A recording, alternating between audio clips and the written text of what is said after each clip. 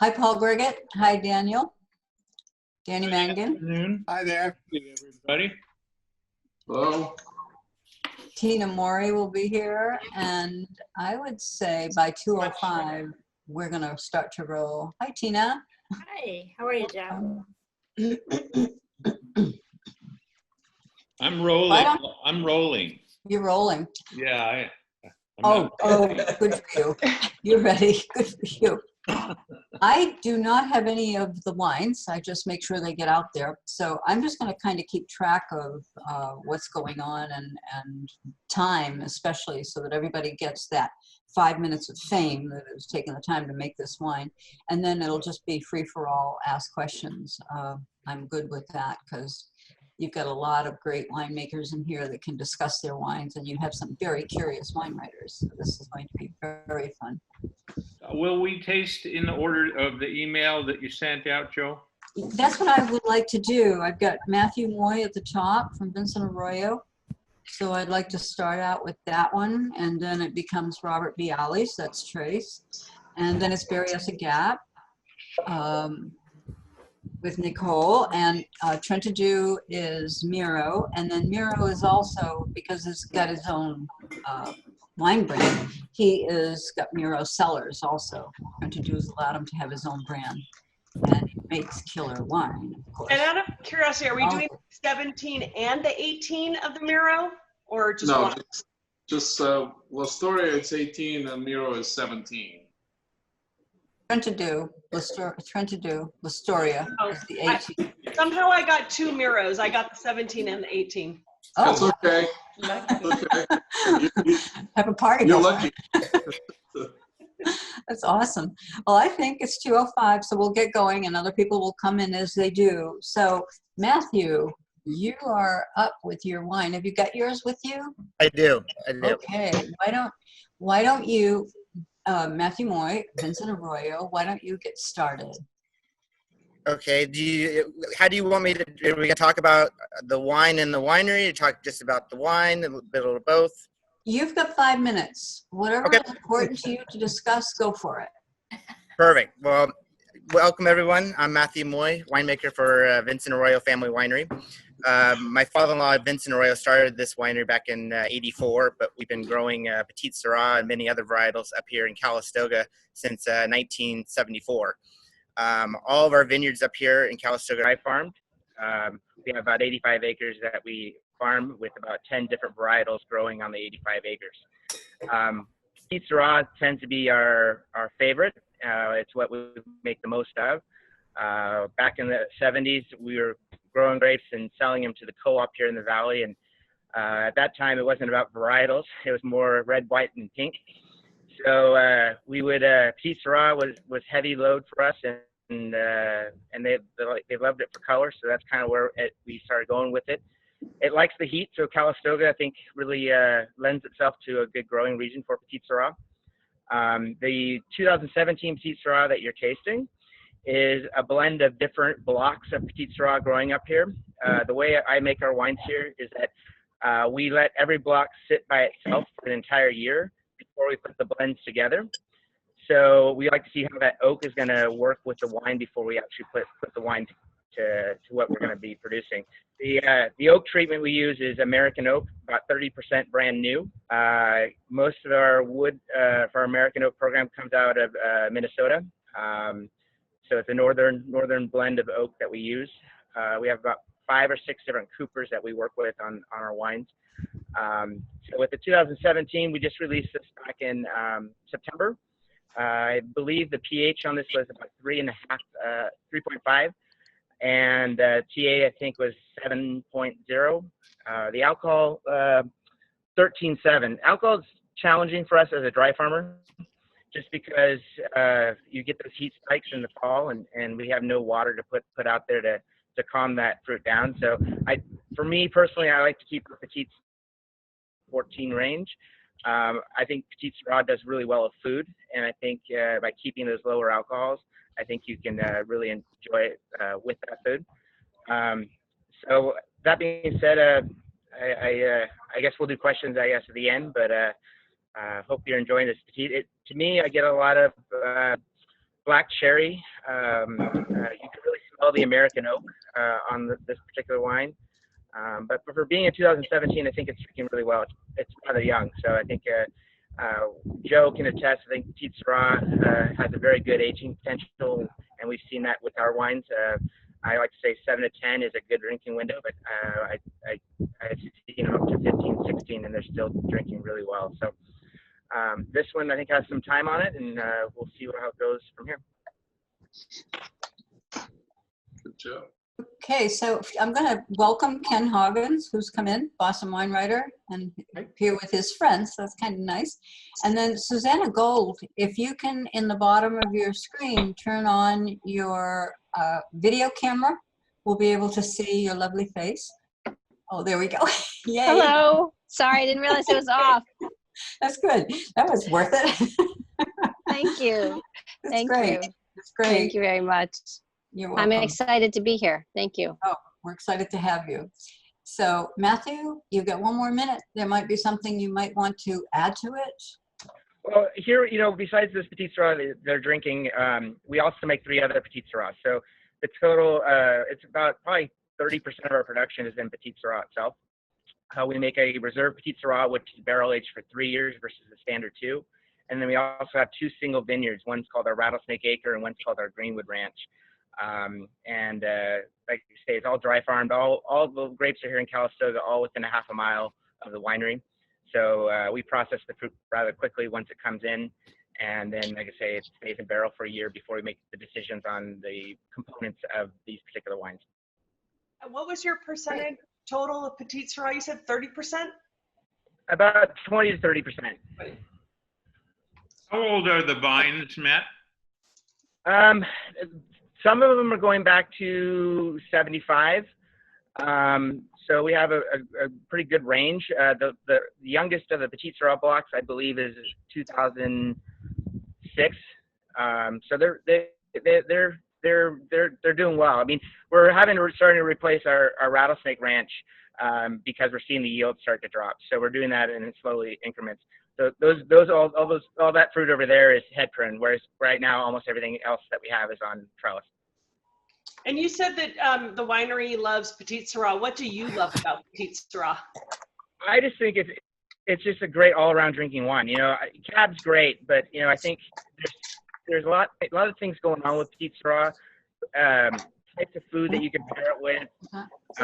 It's just it's something different, and I think that's what I like about it. It's not just the same old wine that everyone else drinks. I think it's unique and it's great. If you drink too much of it, your teeth turn purple, but it's pretty good.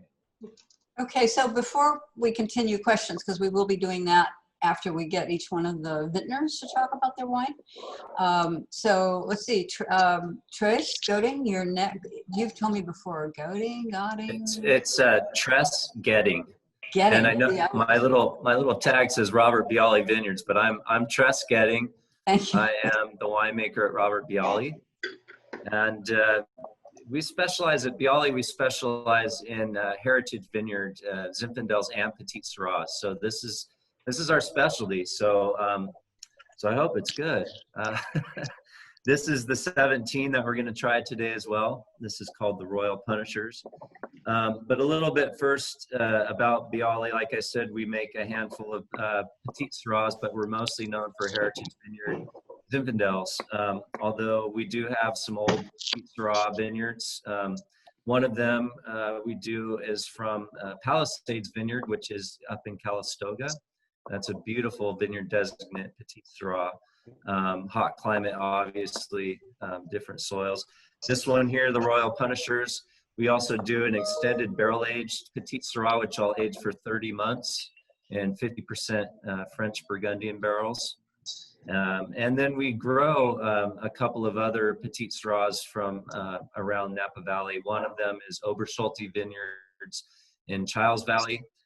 One of them comes from Old Craft Vineyard, which was planted in 1886. And then we have some on our estate as well. But this wine that we're focusing on today, the Royal Punishers, is almost entirely grown in Rutherford, This vineyard is called Carpi Conley Ranch, and I know some of you probably know where that is. It's smack dab in the middle of Napa Valley, we don't call it a vineyard designate, although it's very close to being that. It's close to 95% from that vineyard, but depending on the year and yields and logistics, we will have the option to blend in some of the others from around Napa Valley. So it's always 100% Napa Valley, but we choose not to call it a Carpi Conley Ranch just so it leaves our options open. But it's mostly from there. So a little bit about Carpi Conley Ranch. So because of its location, it's kind of at that narrow waistline of Napa Valley, the hourglass figure. So it's right at that skinny belt. And what that means is you have this incredibly dense, rich, deep soil profile there from stacking and stacking from both mountain ranges over the millennial. And what that does is creates this really, really lush fruit profile. It does a lot of things. It also affects how we need to farm this fruit. This is pretty young vine. These vines are only about 15 years old. And it is trellised, and we do water it, and it needs it there. So what that means is that this thing throws a lot of fruit. I was just out there this morning, and it probably has about 8 tons an acre on it right now.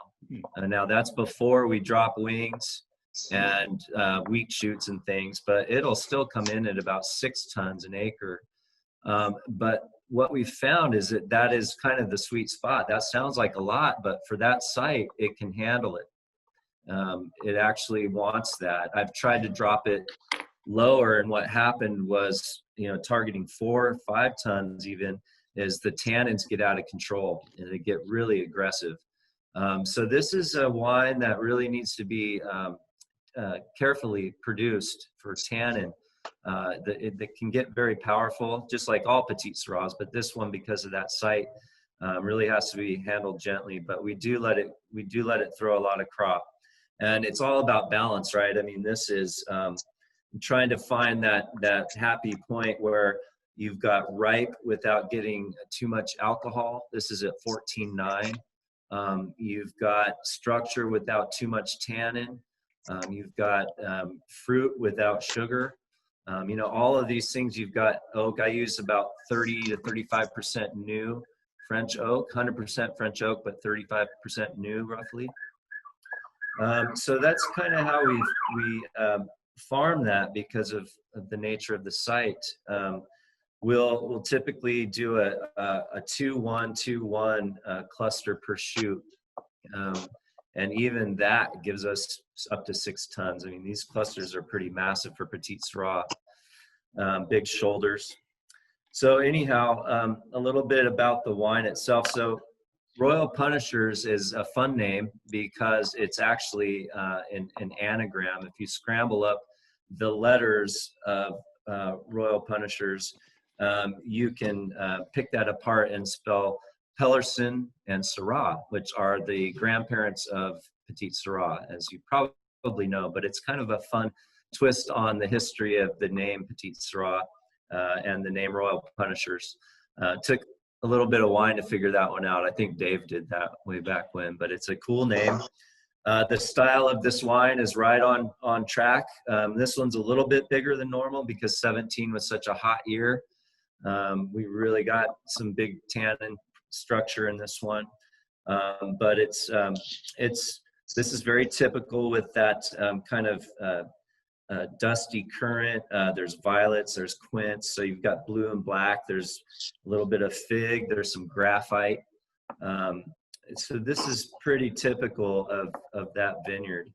I hope that makes sense. I don't know if I have more time or not, but that kind of sums it up. We hit that sweet spot with you, so that's great. And then if there are any questions, we'll go into that after we get through these 5 vintners. And Nicole Salengo of Berryessa Gap is next. Hi there. Thanks, Joe, for putting this together. Thanks all the writers and the winemakers. This is pretty cool. I haven't done this before.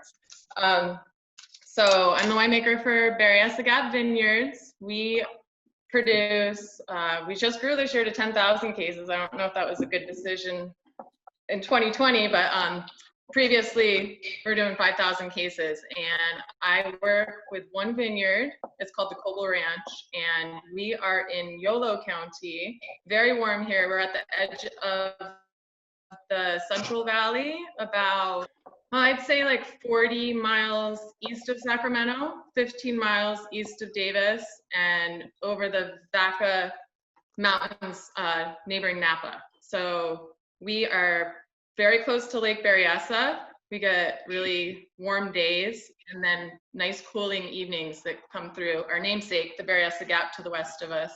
And it's perfect for growing Petite Sirah. I've been winemaker here since 2013. I'm going into my 8th harvest. Time flies. And does everyone have the 2017 Petite? I wanted to verify. Okay, because we just sold out of the 16, and I could not recall which have you sent, so thank you. Like Tress was saying, Petite, it can be really big and tannic. I used to think I didn't like Petite Sirah. Before I got into production, I worked a little wine shop in my 20s, and I bought wine, and I really did not like Petite Sirah in the 90s. I just thought it was rough, it wasn't soft enough, it was hard to pair with, it was really big. And then I realized there's many different ways to make it. And at Berryessa Gap, ours tends to be a little rounder. And I attribute that definitely to the warmer weather, but also to the fact that this is a field blend. So what you're tasting is 85% Petite Sirah or Grief. And then we have 8% Primitivo and 7% Pelarusin. So that's, as Tress said, a parent of the Petite Sirah grape. And the vineyard was planted from, so it's not very old, 2000 to 2002. And this particular block is in the rolling hills, a lot of alluvium, but also a lot of clay. So the soil there is quite orange red. And I swear I could taste that in this wine. There's just like a lot of earthiness and kind of a clay component to it. Picking decisions when it's really hot is really important. Like you could, we are trying to maintain balance, so I don't want too high alcohol. I don't want any too much sweetness in the wine. And you probably know in the warmer climate, acid drops out real fast. So I actually try to pick all of our reds on the early side. And this was harvested on 2 dates. We have an 8-acre block. September 9th, we started picking this. That is extremely early. And then we picked the second half on September 12th. And I try to bring it in under 26 just because I like the flavors that we get. So my goal in picking our Petite block is 25.5 to 26 range. The pH of this wine's just about 3.7, and the TA is 6.15. We harvest everything, I optically sort it, it's fermented in 1-ton bins, and we manually punch down everything. So it's a lot of hand work, and I changed it up every year. 2017 was really hot, so I was a little gentler with our fermentation and any of the, punching down in that vintage. I think it resulted in a richer wine. This is actually a little heavier and more lush than other vintages. What I usually love about our Petite Sirah is it's on what I'd like to consider the lighter side. But 17, we got a little more sun exposure. It just contributed to overall a bigger wine. Tell you where, farming. VSP, so our whole vineyard, Cobble Ranch, it's very close to the vineyard, but it's in the foothills of the coastal range. And we got 6 tons per acre on this block. And what we do when we're growing on the VSP is we just do 2 clusters per shoot. No dry farming. We need irrigation late in the season. I don't like that raisin flavor in wine, so we do give it a little hit of water once, or to prevent any desiccation before harvest. I think that's important. And the oak aging, 1 SKUs, 100% 1 SKUs French oak, 7 different coopers. And I think I just ran out of time, so I'll stop talking. And you know, the good part of this is in that running out of time, we have more time later. If you haven't hit on any kind of a point, you can bring it back in what we call dead air, where nobody knows what they're going to ask for a question, and there's that pause. You know, bring it in. And so now we're going to bring in Mira Cholikoff. He's going to talk about Trentadue, and then he's going to talk about his own brand, Mira Cellars. Go for it, Mira. All right. Well, hello to everybody. Let's see, Trentadue. I guess they one of the very few, right, Joe? We kind of determined one of the first winery to bottle varietal Petite Sirah, correct? So back in 1969, it was their first vintage, and they did bottle Petite Sirah, and I've seen it. I do have a bottle of that. So let's see, the 2018 La Storia, we just released that vintage. It's from 3 blocks. Average age is probably about 30, 35 years now. All the budwood was taken out of the a ranch that we have. It's called the Old Patch Red, and it was planted back in 1856. Unfortunately, we sold it to Ridge about 4 years ago. But like I said, all the remaining Zinfandel on the Trentadue side and Petite Sirah, they all came from that old block, the budwood. We practice deficit irrigation. The purpose of that is to keep the clusters and the berries small. And being on the valley, we're on an alluvial soil, very gravelly, very deep, and very well drained. So I only get 3 to 4 tons per acre. I wish I can get more, and we used to, but as the vines are getting older, they're getting a little bit more tamed and not so enthusiastic in producing. But I do like the small berries and the small clusters. The pHs are usually relatively tamed on the low side. The acid is a bit high in 2018. I use 50-50 most of the time, French oak, American oak. The new is about 30%. Let's see, what else can I tell you about this? Oh, yeah, it's blended with a little bit of Syrah. I usually kind of marry father and son with some degree. So the Syrah is also grown on the estate. All the Trentadue wines are estate, right around the winery. Everything is handpicked. All Zinfandel and Petite Sirahs are head pruned, for good or bad. I kind of like the head pruned stuff. 2018 was actually a high yielding year compared to 2017. It was a little bit more fruit on the vines. Let's see.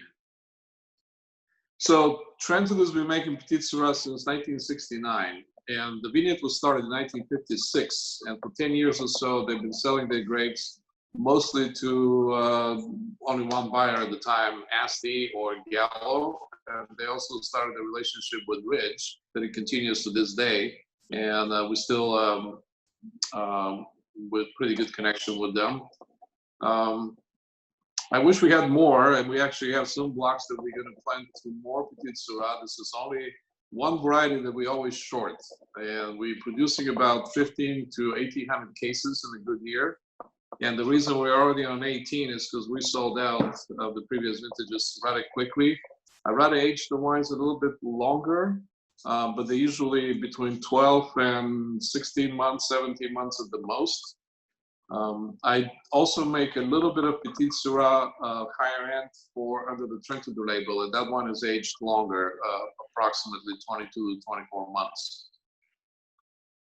I love Petite Sirah and Zinfandel, and as Joe will say, that we started at PS I Love You a long time ago. Seems like it's now almost 20 years, right? Well, 2002. So, yeah, you know, almost. coming into 20 years, Yeah. in a couple of years. Um, Yeah, it's amazing. So I grew up in Bulgaria and I went to school there, and I did not know anything about Petite Sirah or Zinfandel before coming to California 30 years ago. So the Petite Sirah was just, I didn't know anything about it, basically. So I have 5 minutes for Trent to do and 5 for Miro, right, Joe? Yeah, you do. Yeah, so, you know, you can slip right into, at any point, you can slip into Miro. I'm right at Because the end of my time for you've got that. two things going on there. Okay, so Miro is 2017, and it comes from Dry Creek Valley. So we have two wines, two Petite Sirahs made by the same guy, and from two completely different appellations. Now the soil for this one is that typical, well, for some areas of Dry Creek, kind of a red Manzanita soil, and I really love that stuff for Zinfandel and Petite Sirah. It does force the vines to produce kind of a low pH and high acid wines. And this is from completely dry farm vineyard. And the age of the vines are about 50 years or so. It's very small. So they only get 2.5, maybe 3 tons at the most out of it. My first vintage from there was in 2001. And it's on a property that's still owned by Trentadue, actually by Victor Trentadue. So Trentadue does not source any grapes from there. Pretty much all of it comes to me. Also had Prune, beautiful vineyard. I love that vineyard. It's always, it's just so nicely balanced on its own, meaning the canopy growth versus the load of grapes is just beautiful, and it doesn't need a whole lot of work. And some years I wish we had water there, especially this year looks like it's going to be pretty challenging since we have very short rainy season, and it's already getting pretty hot out there, so it kind of makes me nervous. Now it's still, what I like about Petite Sirah in general, that it's very consistent. It does react to the appellations, but it's a lot more consistent than other varieties. And I mean, specifically from Dry Creek and Napa Valley, they are very, they usually have that violets and the blueberry and the white pepper and the graphite, and they're big. They can be. The way I make Petite Sirah, it's almost the same way as if I would make Pinot Noir. Very gentle extractions. If I do pump over, which is about half the time I ferment in open top bins, and the other half is in tanks. The pump overs are very short, and the skin contact is to minimum. Pretty much everything comes out of the grapes in 2 or 3 days. So the tannin management is extremely important, as you may imagine. Let's see, ageability. These wines are incredible. I mean, we had some, right now my 2006 is starting to drink really, really nicely. I wish I had more, but I can't, I just can't say no to when people are asking me. When I decide to keep some for myself with a promise to really keep it, then inevitably somebody will come and say, hey, I have a client, they really, really like it. Can I have another 2 bottles? So I don't have any of the 2006. I wish I had more of it. So the bottom line is they do take at least 10, 12 years is when they get in this very comfortable zone, and they really develop nicely and then hold the fruits, and the tannins become even more civilized. Sometimes they have to fine. We all probably have to do this once in a while to kind of shape them into a little bit more approachable tannin levels. The only problem with Petite Sirah that I can see is it's weather related. Usually, when it rains, when it rains at the wrong time. Lucky for us, it doesn't. That doesn't happen in California very, very often. But it does, and when it does, it's really sad to see how the grapes rot so quickly on the vines, and we can lose most of the vineyard. It's also very susceptible to sunburn, so we try to keep the canopies a little bit on the shady side versus, say, Bordeaux variety. And Nicola, did something happen? That's it. Say again? Let me do this. You've worked out your time perfectly. I'm going to Yeah. show this to you. Of course, it's backwards. If you guys are good at reading backwards, if you get it, but if you're not, it says PS on the top and Dark and Delicious, and it's a 2013 vintage. And Miro produced this with, he had grapes also from Gustafson family, not easy to say, Gustafson family vineyards. And so Trentadue and Gustafson family vineyards produced this wine. Now, and Gustafson gave us grapes and Miro had grapes. He made it at the winery, and you had what, 2 barrels full? Is that what it was? And it's when we have events, we can sell the wine. I think you had like 48 cases. There's about 30 30 some cases left, I think, right now. Okay, there you go. So here is, as soon as I can make some money with PS, I love you. I'll send you each a sample. We're running low on cash. Still working hard, and someday I have to invoice them. So I've made a note to myself to send you each a bottle of this. That one drinks really nicely right now. One bottle shipping out right now is like very expensive to do, but he's talking about it aging. Dan, I'm not going to say it wasn't a Dan. One of my winemaker friends, who is a chemist by trade, told me that he has figured out that Petite does not age. And I've opened up bottles with Fopiano way back into the 70s, and when we tasted them, before we even tasted, when poured into the glass, it was bright red. There was no show of oxidation whatsoever, and the tannins had dissipated a little, and it was extremely drinkable. So there's something about Petite that's magic. And when you taste this 2013, because now it's got some age on it, you're going to be surprised that it can be, when you pour it, that beautiful and then taste that good. So now we've moved into the portion where we turn it over to our media people, and I have you guys listed in order. I'll call upon you if you have questions, and if it's only 2 seconds, great, and then if it starts to go over 5 minutes, then we'll do the thing with, sign, here we go. But I've got Mary Kressler on my list first to ask questions, and your microphone isn't on, Mary, so you might want to turn it on. There we go. Yay. Go ahead.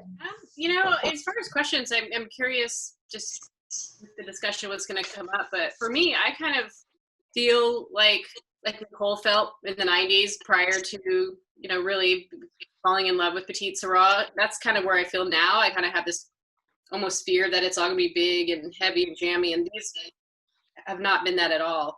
So I'm curious for, what is the perspective that other people have that you notice out in the world, and how do you respond to that? How do you get the message out that they're not these big, huge, broody things? I don't know if it's directed at anybody in particular, maybe even Nicole, since she had that switch of how her perspective and then what she feels now. So maybe speak to the style and what people think when they think of Petite Sirah, and how do you guys talk about that in the market? That's a good question. We do sell most of our wine out of our 2 tasting rooms in Winners, so it's an effort to train whomever is pouring the wine what the style is, because our Zinfandel is very similar, where it's a softer version. So people come in and they say, "Give me your Zin," and they're expecting this, really big wine, and ours is quite the opposite. It drinks more like a spicy style Pinot.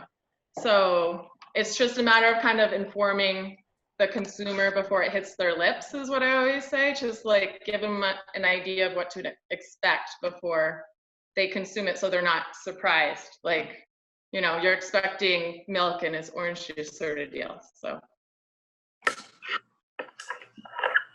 Okay. Well, go ahead, Miro. Go.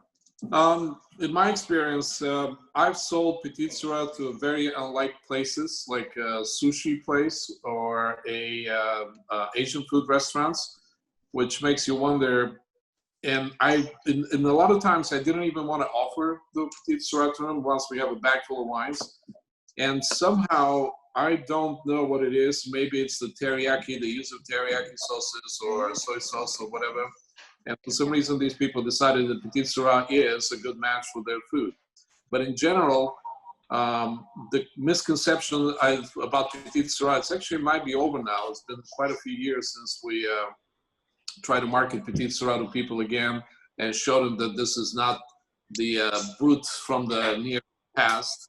And I think the winemakers, we know how to deal with tannins a little bit better than used to be in the past. And also the vinification techniques are a little bit more civilized in a way. The equipment is better. And also, like I said, we understand how the tannins work a whole lot better than people did, say, 50 years ago or 40 years ago. And that's probably one of the reasons why Petite Sirahs are so much more civilized in any form and shape and appearance and taste than they used to be. That's and also, of course, grape growing that helps as well. Any other winemaker want to weigh in? Yeah, just a couple words on that. You know, as a Zinfandel producer, kind of used to being the redheaded stepchild, and so we get quite good at putting twists on how to promote varietals, because a lot of times it is this aha moment you see with the consumer when they taste it and it's not what they expected, and that's exactly what we want. And that's exactly why we love P.S. I Love You and all of these other things that we try to do to educate people. I think it's once they try it, their minds are changed. It's kind of like Petite Sirah to me reminds me of the Cabernet Franc of Bordeaux varietals. It's always been considered just a blender, but when you show what it can do on its own, people are pretty blown away. So education and just getting in front of people. We do this really cool thing every year where we do a Petite Sirah breakfast barrel tasting, and it's Petite Sirah at 8 a.m. with a bacon bar, and people love it. And just doing fun things like that and different things and just getting it in front of people. Yeah. Okay, so Matt, do you have anything to add to that? I think with us up here in Calistoga, we're 100% direct, so everyone comes to the tasting room, and the education of Petite Sirah is people going away with knowing it's Petite Sirah, not Syrah. I think, you know, we get a lot of comments on our reviews and say, oh, go to Arroyo for the Syrah. Well, we grow Syrah, but I'm pretty sure they're talking about our Petite Sirah. So that's the challenge of differentiating that grape from Syrah. It has similar characteristics, but it is different. And we run that same challenge with Tempranillo. They call it Tempranillo. They don't know what these grapes are. And so it's fun to be able to give these customers education for them to go back into their circles and be the smart one on the block. Okay, so I just got my IT guy letting me know that I needed to turn on my chat. So Allison has a question for Nicole. Why don't you go ahead and do that one since it's right there, Allison? Yeah, I just wanted to go back. You had said it was 1 year new and 1 year used oak. It's somebody's construction. Sorry, you're asking about the barrel aging, Allison? Yeah. Yes. So it's 100% once used. There's 0% any new oak. If the wine were much bigger and, you know, I wanted the skin tannin to balance out, I would have used some new oak, but that's not the case. And did you say it was French or American? 100% French. At least 9 different coopers. So that adds a, you know, element of complexity, and we aim for 18 months. This wine we did bottle a little earlier, and it was 16 months.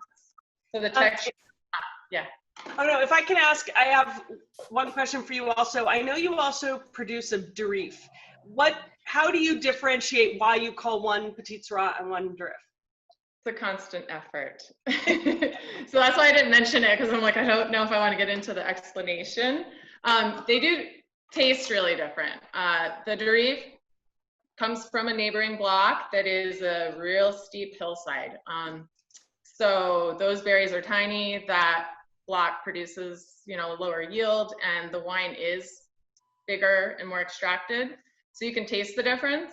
In terms of selling it, it is, again, that story that you tell whomever's tasting it. You're like, okay, this is our field blend. This is our 100%. Why don't you taste, you know, compare, contrast, which do you like better?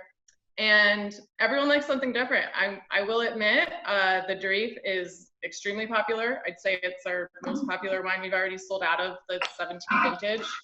And we made 650 cases of the 17. I'd say we have about 500 cases left. So the Derief is a big winner because it's the bigger wine out of our tasting room. Personally, I love every year prefer the Petite because it has, I don't know, nuanced characteristics. There's the perfume. I love the aromas. It is lighter, but I find it to be more balanced.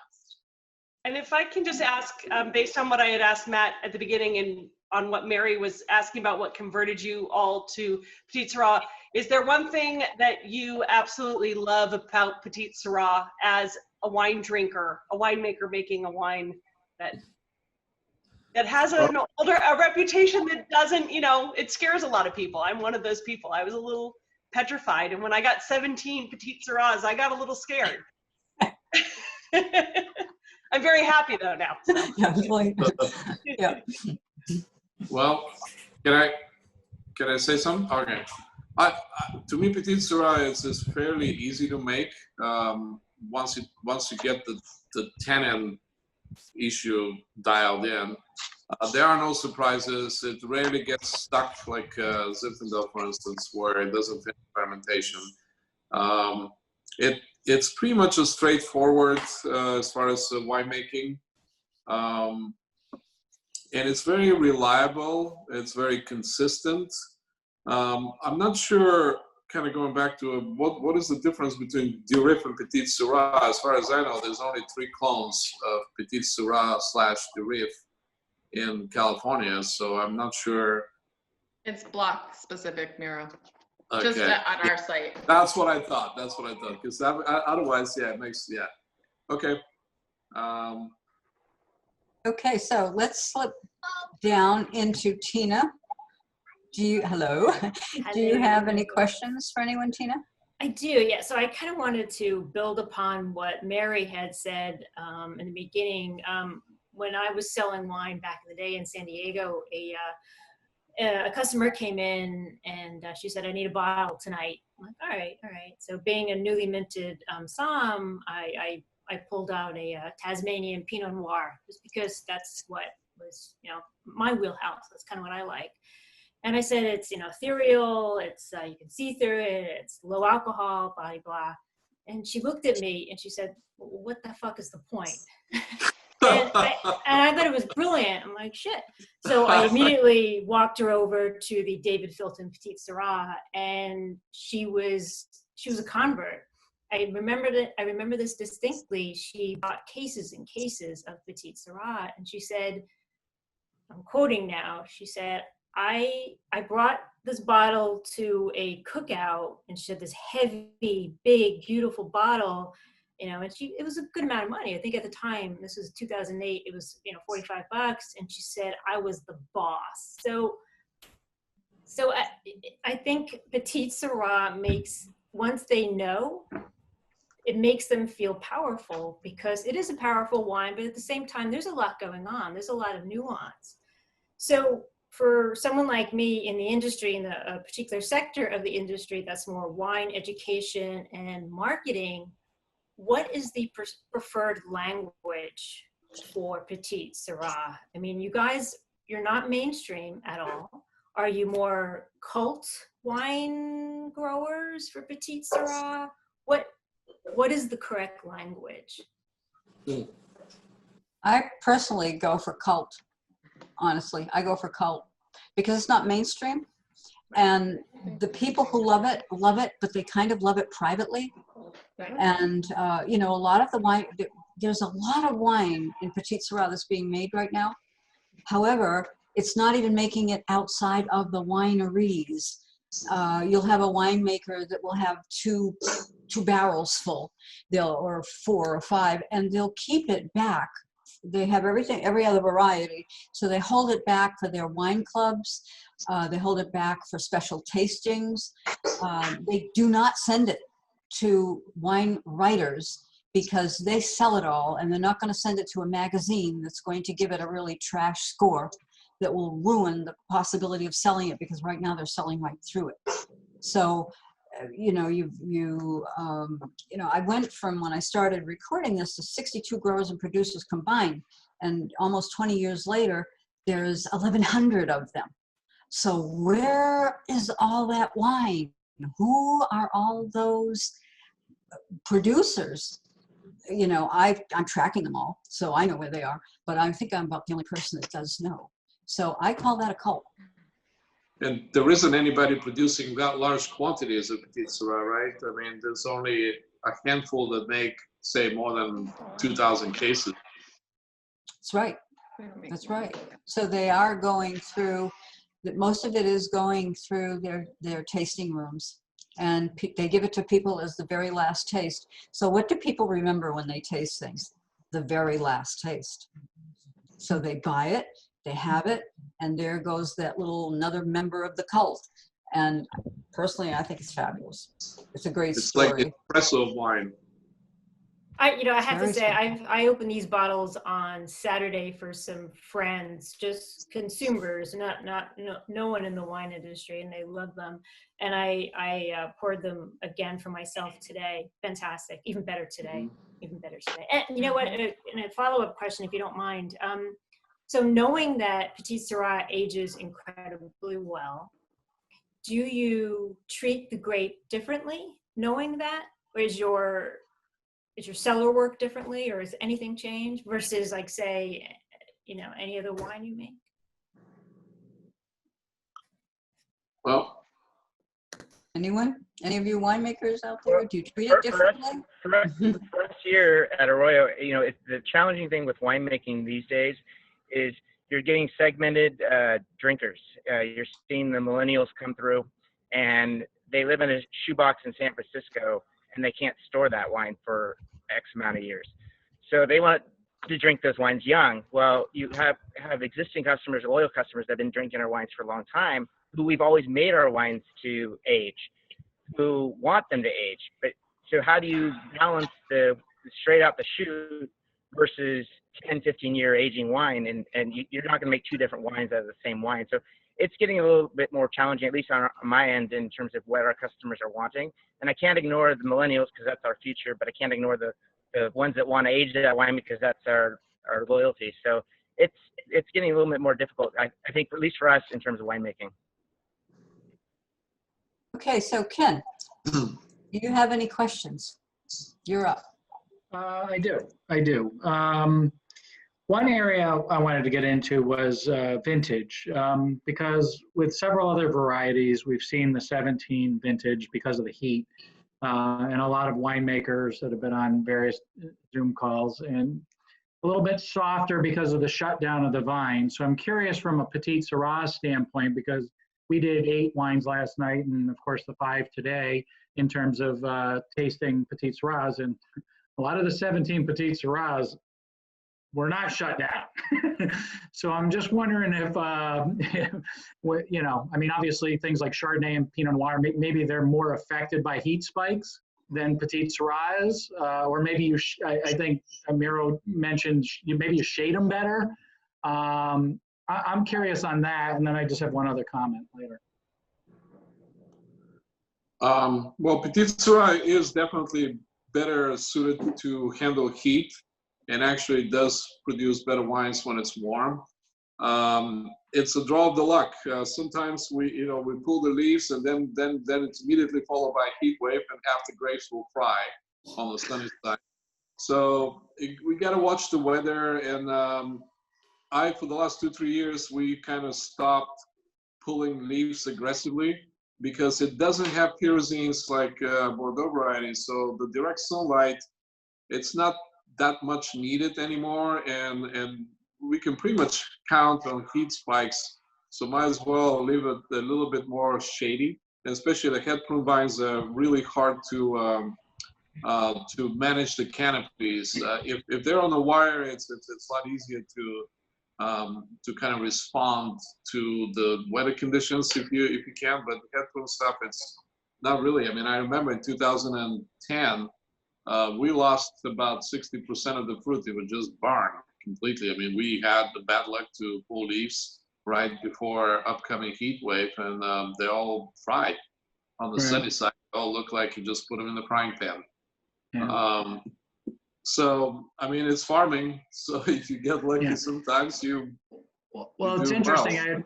I had heard that, 18 had big crops and it was more like 16 in terms of the weather being kind of not as much of an issue. So I was expecting maybe the 17s to be muted and the 18s to be maybe bigger. And it turns out the couple of 18s I've tried have been more softer than the 17s. So 18 is soft. And the other thing you got to remember about 17, we had record rainfall. So there was a huge canopy spike in growth. There was just so much leafing to do. There was so much canopy management that maybe that's how we got lucky. And then the grapes, they withstood that heat wave that we had toward the end. Right. Yeah. The 17 was also difficult up here in Calistoga because of the fires. So a lot of people, when they see a 17 Calistoga, whatever it is, they're leery of what that wine might be. And unfortunately, what people don't know is almost, I think there was 10% of the fruit left to be picked once the fires came through. So most of the stuff in the 17 vintage was perfectly fine, but it's going to have that asterisk on that vintage, at least in Napa, because of the fires as well. Is Petite Sirah an early or late picking grape? It's early. Early, okay. Earlier than Cabernet for sure. Earlier than Bordeaux varieties. And it's thicker skinned, I'd like just to add, compared to the other varieties that we have in the vineyard, it is more hardy. So it just seems a bit tougher on the vine. So it can withstand a little more beating up compared to a thinner skinned variety. Okay. And if I may add, last year we went to a cruise in Rhone Valley, and we were in Hermitage with Victor Trentadue without telling them that we're in the wine business. And our sommelier guide was telling us that they have been researching reintroduction of Petite Sirah to Hermitage area because the weather have changed and it became hotter. So at that point, I had to say something. I said, wait a minute, stay away from our Petite Sirah. You didn't want it back then, now you want it back, so come on. I read an article saying something similar. Yeah. Yeah, it's true. And I guess just Paul Brickett. Oh, okay. I'm sorry. Go ahead. I just wanted to say one thing. I mean, because the styles of Petite Sirah are so different, I think a responsibility for us as wine writers, and this is just my opinion, but others may agree or not. So we recommend wines that we think our readers will like. We don't really, if something doesn't qualify, we move on, right? But also, you got with Petite Sirah, and we love it, but we love the hedonistic style. And then, of course, there's the softer, gentler style that people have done a good job of managing the tannins and so on and so forth. But as writers, I think it's our responsibility because there are people that like all styles. And I think Matthew just kind of talked about it, storing style, younger style, it's our job to best describe the wine as it is, because there's definitely some wines that are, the hedonistic wine lover is going to love this. And then there's other wines like, if you want it with a filet mignon, there's also a very good Petite Sirah made that way too. So I kind of put that on us to describe the wine in the review best. And some people read it and say hedonistic over the top. Okay, I don't want that. But the really refined one, I can have that with a filet. So it's kind of on us. Yeah. True. Okay, Paul, you're up. Any questions? Yes, of course, always. And thank you, Joe, for organizing this. Thank you, winemakers, for being here with us. Fascinating. I have a quick comment and then a couple questions.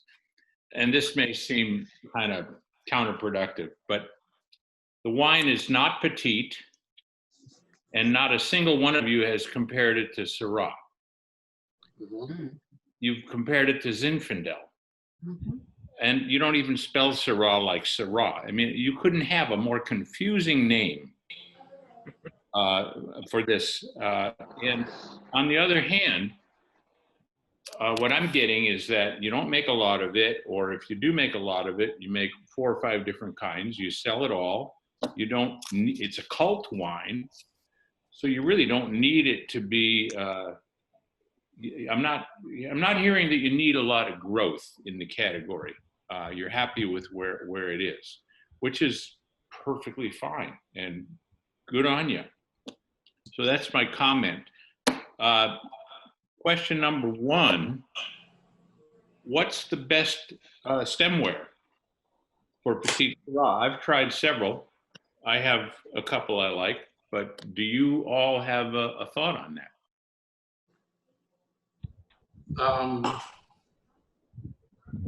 The bigger the better, I guess. Crystal, preferably. Well, I use the same as like a cab glass, personally. That's what I use. I use a Bordeaux. I use a Bordeaux style. Good. Oh, and actually, that's what I've kind of landed on. This is a wine glass that's sold by wine enthusiasts, and I'm damned if I can remember. It starts with a Z, but you know, it's Zilto. Zelto. Thank you. Yeah. I'm glad somebody still has a memory. I love those. Yes. Yeah.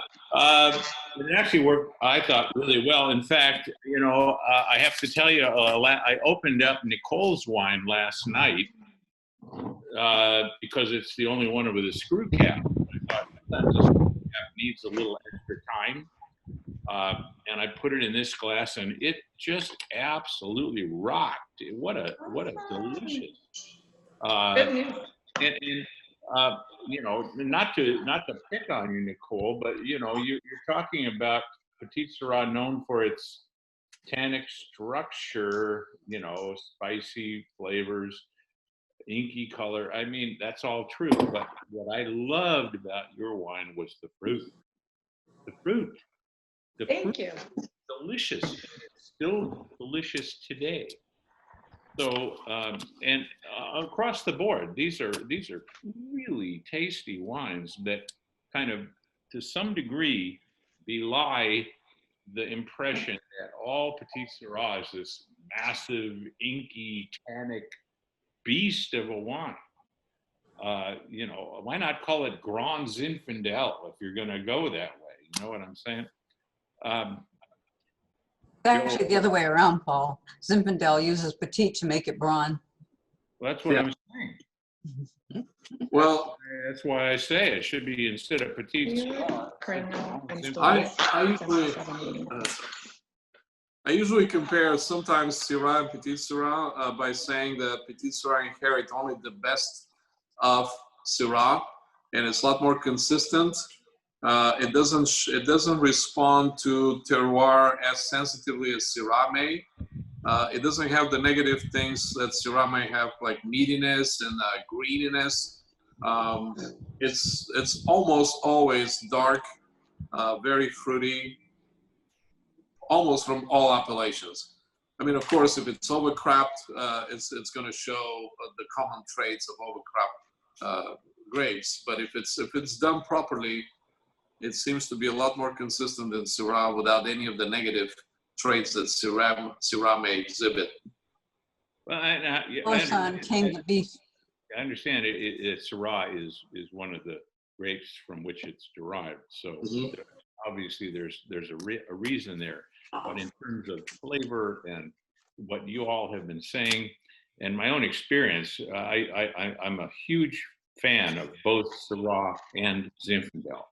Love them, love them, love them. These wines, for me, are much more in a spectrum with Zinfandel. Last question. Outside of California, I know there's a little Petite Sirah in Oregon and very little in Washington. Is there anywhere else in the world where you can say, here's where some really good Petite Sirah or Durif is grown?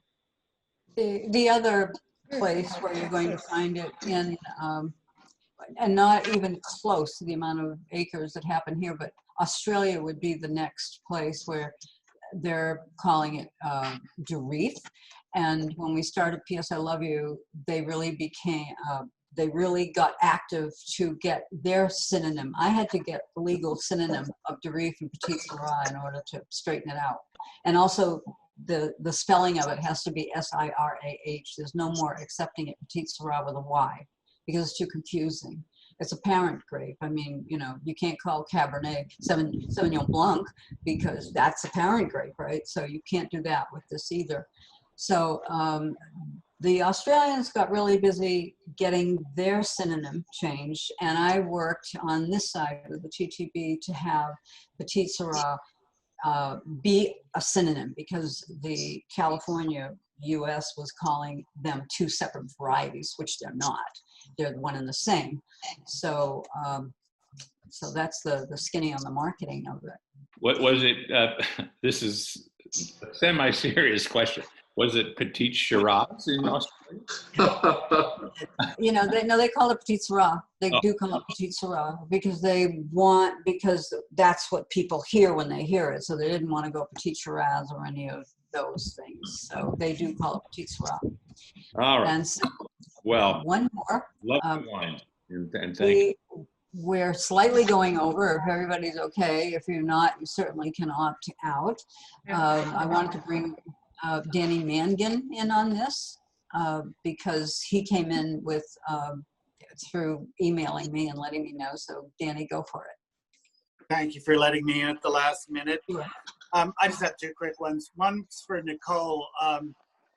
Her wine made me think this is why we have sommeliers, because it's quite a bit different. Like, what are you going to have with it? As it happened, we were having grilled pork chops the night I had opened your wine, and I thought, aren't I a clever preparer?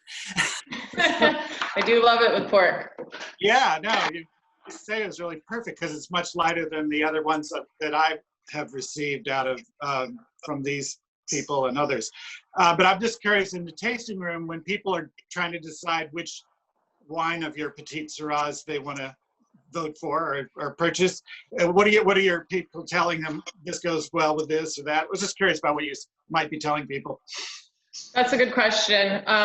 It's a little bit, the way that I used to describe it, I haven't said it recently. Our tasting rooms haven't been open, but yes.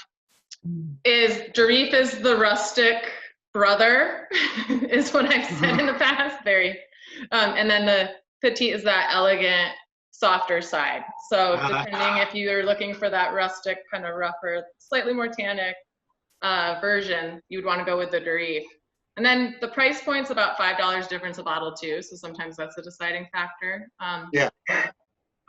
But I also, to comment on the fruit, I do believe that sometimes tannins will mask fruit in a wine. So the fact that this Petite doesn't have a ton of tannin, I think I have worked hard with tannin management to make it soft, besides the fact that it's naturally soft.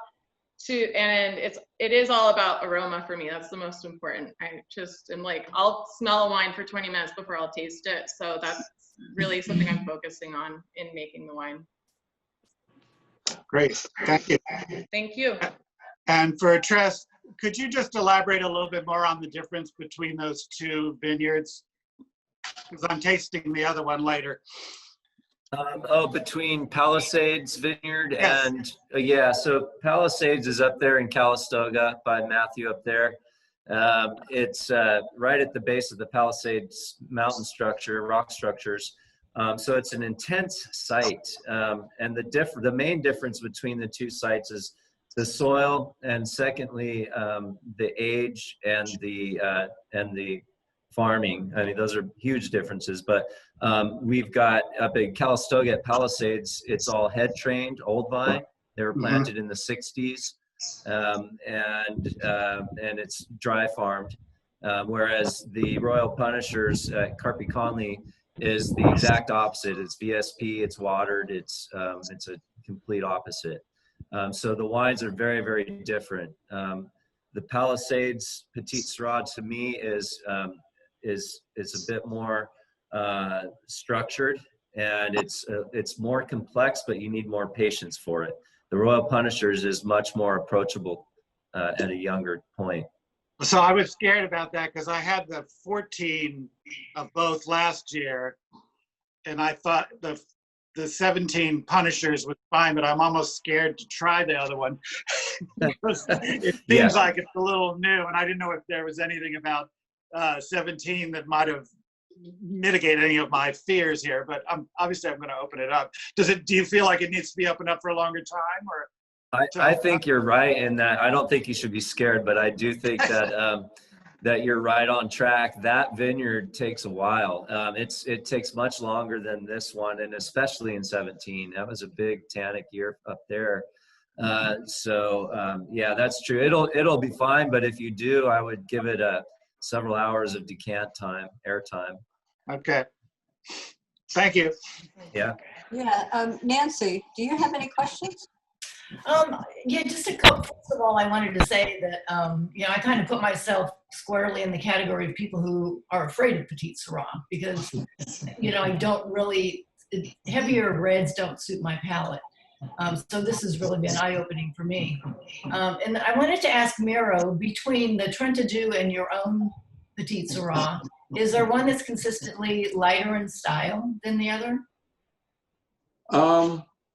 I would say that the Petite Sirah from the Trentadue Ranch of Alexander Valley, it's usually rounder and softer in some way, and the fruit composition kind of leans more stone fruit than, say, blueberries. Mm-hmm. The Dry Creek, it's usually a lower pH and higher acidity that might kind of make it more edgy when it's younger, I guess. Where the Trentadue is much more rounder and a higher pH in general, which will reflect into kind of a rounder mouthfeel. Okay. And they are different. I mean, I don't make them a whole lot of different ways. It's a very good kind of example of how the terroir affects the grapes. And so then, Joe, I was wondering if the point of collecting this group of winemakers together was to show us that Petite Sirah isn't always heavy.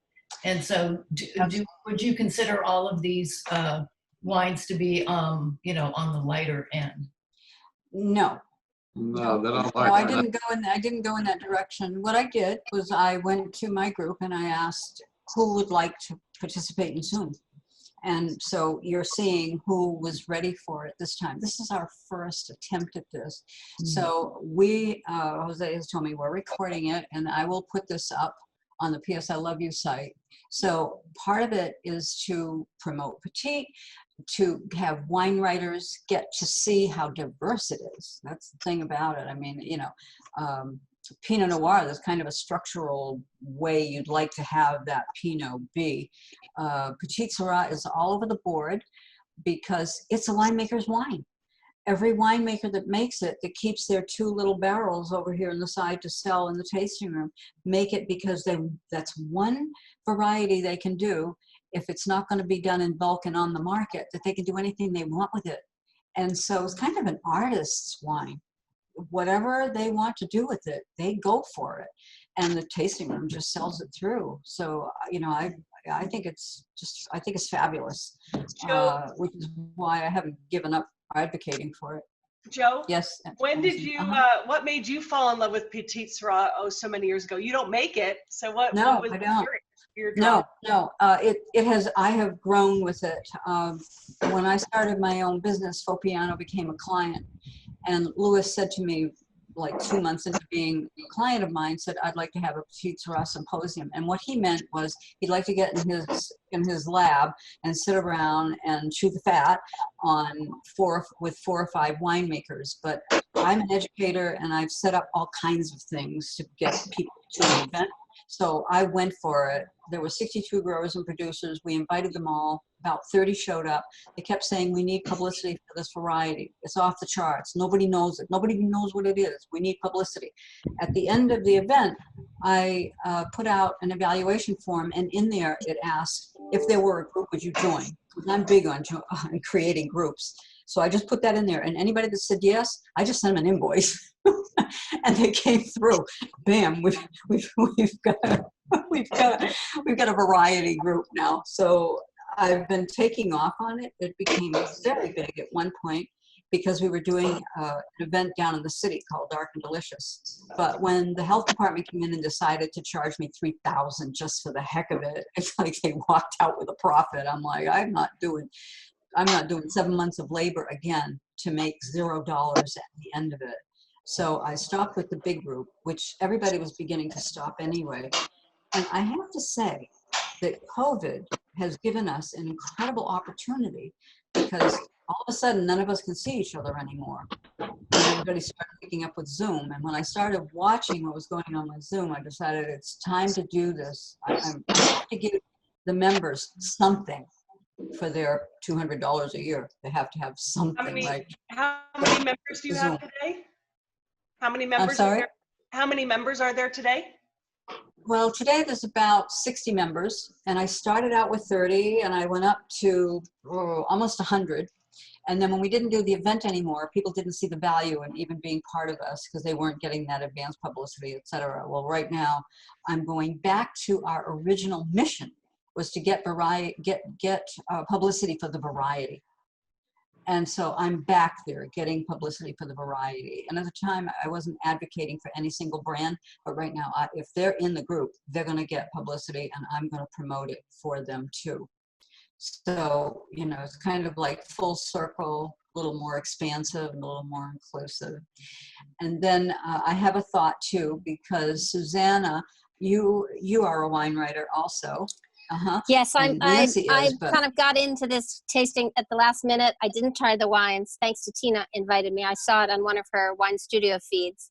And I met Trey at a tasting in the Society of Wine Educators, a Zinfandel tasting that you did. I remember years ago. I don't even remember which one of them. Yes. But I was thinking, had I ever gone to a Petite Sirah seminar at the Society of Wine Educators, because I live on the East Coast, and I have to say, out here on the East Coast, we don't get a lot of Petite Sirah. We don't talk about Petite Sirah a lot, and I'm still sort of in the 90s with Nicole back in the 90s in many ways, but I'm still in the 90s about Petite Sirah. I haven't evolved as I should, and this tasting chat really has gotten me. I just want to go out into my backyard and barbecue and have a huge bottle of Petite Sirah to drink, so I'll have to find my local Total Wine store that maybe will have one. So I have two questions. One is, how, you know, what kind of consumer do you move into Petite Sirah? Is it anybody who comes to your tasting room? Is it somebody who likes Zin? Is it somebody who likes Cab? Is it a Rhone Valley enthusiast? All of the above? Kind of, that's my first question. And my second question is anyone aging Petite Sirah in kind of alternative vessels like amphora or, you know, concrete or eggs, or doing anything funky with Petite Sirah? I personally, I'm going after the Cabernet drinkers. I want to convert them. I want to tell them that there's other steak wine other than Cabernet. And since they all claim to like big Cabernets and say, all right, can you handle this kind of bigness? And surprisingly, I've noticed that a lot of women like Petite Sirah, which is probably may not seem very logical.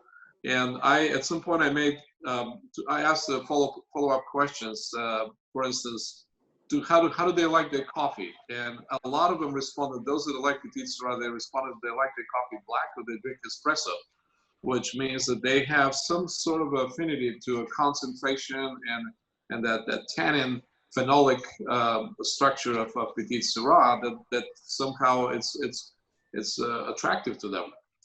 And you would say that, you know, big burly man will love Petite Sirah versus, you know, women, but it's actually been always the other way around. And it seems like women prefer Petite Sirah more often than men do. At least that's my non-professional amateur observation. I have a question because we have these two winemakers, Nancy Brazil and Susanna, that came in along with Tina, who did that? It's like, thank you, Tina. I thought it was you, and then I thought I'm going to say it wrong. Yeah. Since you've come in, I would like to ask if these winemakers, if I get their addresses to you, in all fairness, would you get a sample bottle to each of them so they can connect the dots between what they've heard and then taste it? Yeah, that's kind. Thank you. You do that? Thank you. I think you all will, correct?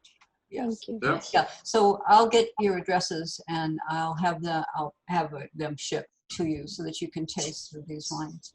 Thank you. Thank you. My pleasure. And then thank you to our guests who have come along with Ken Hoggins and Jeff and Stuart. Do either of you have one quick question, and then we'll be ready to say bye-bye? Sure. Yeah, Joe, thank you. I'll let Jeff go in a minute, but I do want to just throw one thing in.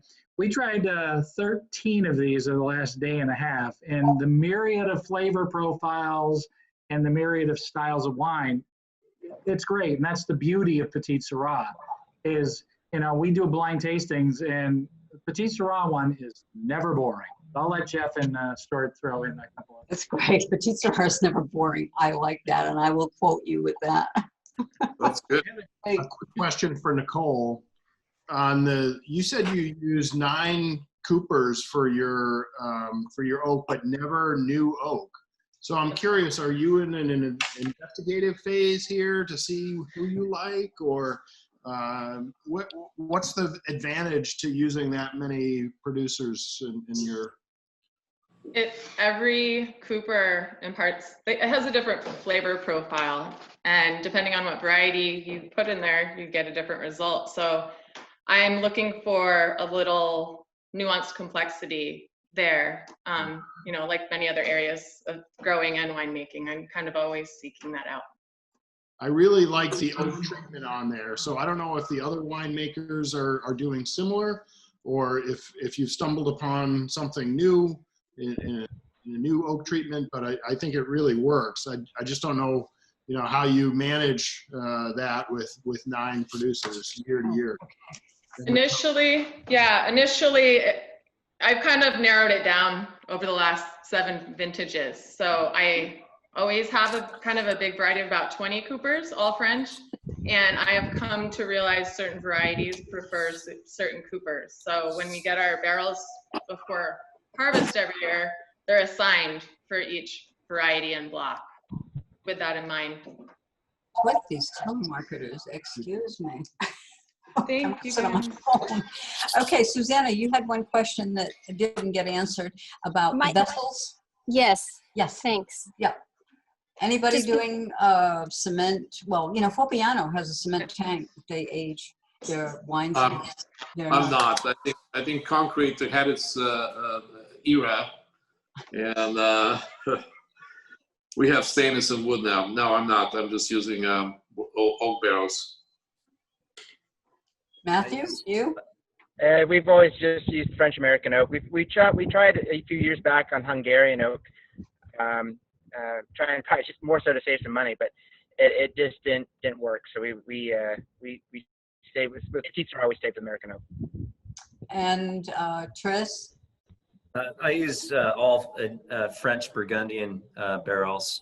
Sometimes I ferment in stainless steel open tops and then age in French oak. Sometimes I'll do large barrels, punch-in size barrels, where I'll take the head off and fill the must into the barrel and do barrel fermentations with hand punch downs as just a small percentage of the entire blend. I think that adds complexity, but that's about as extreme as I get. And then Nicole, how about you? Oh, wait, we're talking aging? I thought I answered, sorry. I wasn't ready. Oh. No, we just do all, I mean, the fermenters we use are insulated plastic bins. So, and then once the fermentation is complete, we press it off in a traditional vertical basket press and put it in barrel eventually, you know, essentially. So yeah, that one's used, no other stuff. Our minerality comes from the soil, I think. Stuart, did you have any questions? Yeah, not a question, just more of a comment. You know, Joe, thank you and all the winemakers and Ken for including us in this wonderful evening for us, afternoon for you guys. Just more, I wanted to echo Susanna's comment. Out east where we are, we do find it hard to find Petite Sirahs, and for Karen and I, we've loved Petite Sirahs for years, but we just find the availability of them a little limiting. I'm almost certain in every state that Bogle has a Petite Sirah. It's very affordable, and they're very responsible people. And then Parducci has a lower end. I mean, you're talking about between $10 to $12. So, you know, it's not commodity. It's not something coming out of a Gallo facility down below. God bless them. Have had. Yeah, we all ship. Right. You're Everybody right. ship. That's right. Everybody's shipping these days, and a lot of wineries are able to sustain themselves because they're shipping. And then if you're careful, you can find somebody that's not charging a lot for shipping, because they're trying to incentivize you. Joe, quick question. Have you thought about putting together a wine club? Have I done what? I'm sorry. Have you Have thought I about putting tasted all together of a wine club for P.S. I Love You? You know, see, I'm a nonprofit, so the only time I can sell this wine On the bottom. is when we have an event, and I can do it twice a year. But if I don't have an event, I can't sell it. So could I do something like this? And then, you know, then I have to get into shipping. And my husband and I just went through setting up a website and how much it costs to send one bottle. I just sent 3 bottles of this to our sponsor, and I paid this bottle of we retail it for $35. Dan Berger told me it was worth twice the money. So, okay, we've got a great bottle, but it's $35 to ship that one bottle. Yeah. So my nonprofit just went down the drain with it. Okay. So So each of your rock and winemakers ship, and everybody ships. Correct? Okay, great. Yeah, everybody ships. Excellent. The problem with shipping now is we're all under the Amazon effect, and you know we all want it for free. Well, somebody's got to pay for UPS, so either the bottle price is going to be high, or you're going to be paying for shipping. And so that's just our challenge too. It's heavy, and Amazon, I'm guilty of it too. If it's not Prime, I don't buy. So it's kind of a challenge in the wine, I think, too. Yeah. Yeah, it is. I'd like to thank you all for being here. This has been really Thank you. fun. You're the people Thank who you. Thank you for putting this together. Really appreciate it. Thank you, everyone. Thank you. Thanks so much. Have a lovely evening. Take care. Good to see you guys. Drink more wine. Thanks so much.